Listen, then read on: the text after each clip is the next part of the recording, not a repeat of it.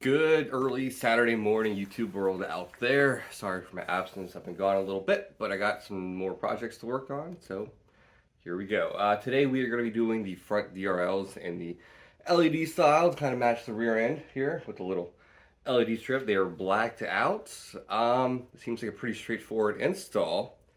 I'm going to go ahead and do a little open box, show you how to do it, and give you my personal opinions, review, and if you should pull the trigger on it. This will be the first of 3 in my little series of light episodes, this being the front DRLs, and then the night drive sleepy eyes, and then the rear with the LED halo lights. So, alright, so let me just shut up, run a little intro, and we'll do a little open box.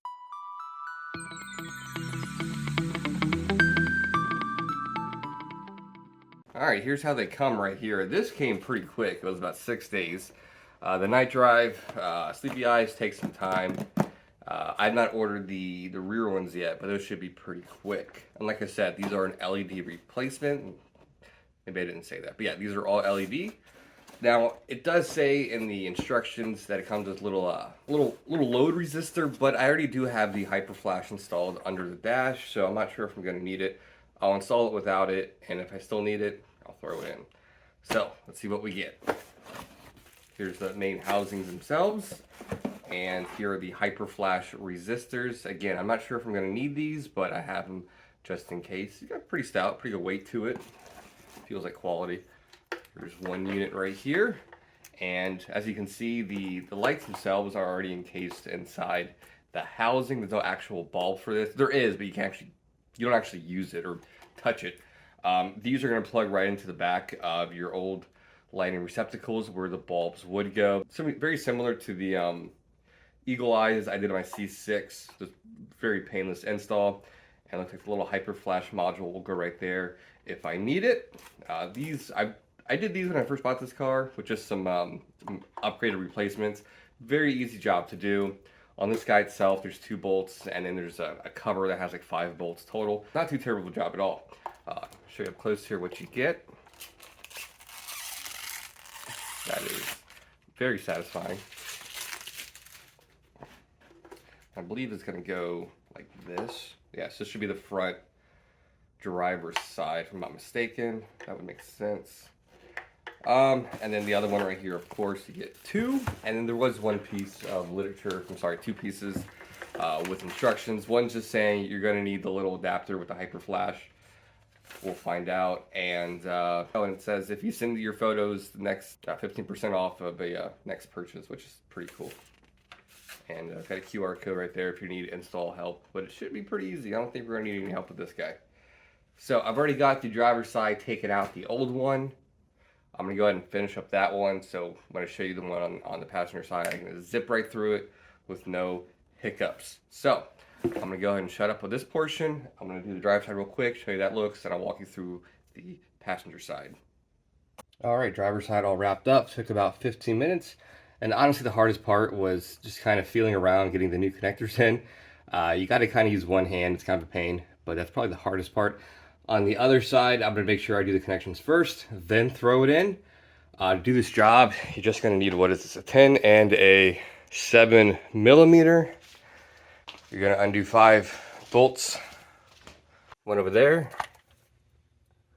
one right here, and there's going to be 3 more down here. One go right there, and right there. All these being 7. The only part we're going to use a 10 is one of the bolts on the housing itself, which we'll get to once we get this off. All right, once you get the little access panel off, you'll be able to see behind it right there. There's going to be 2 different plugs. You see them both white ends right there and right there.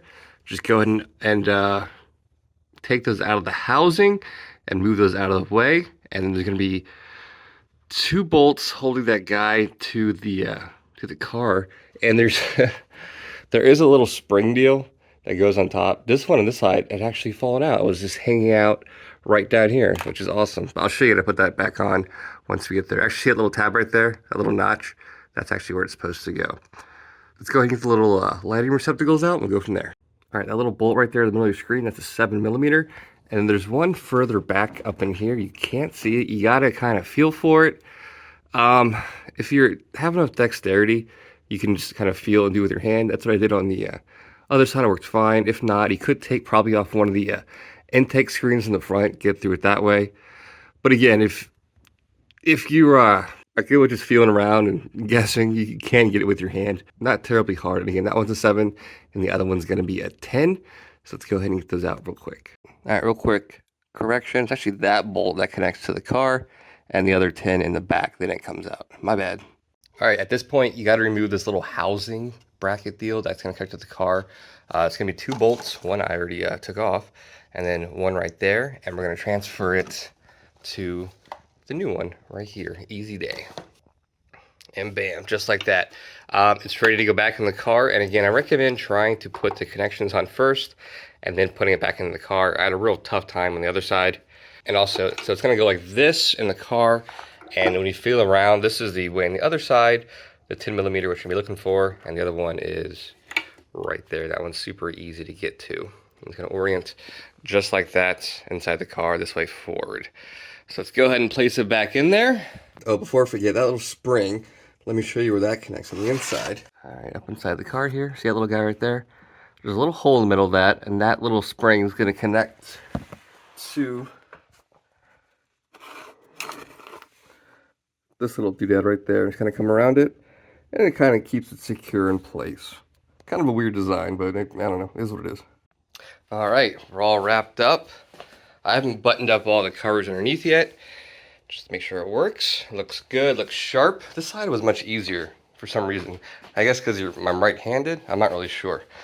But let's go ahead and turn our hazards on and hope for the best here. That's a good sign. Oh, that looks sharp.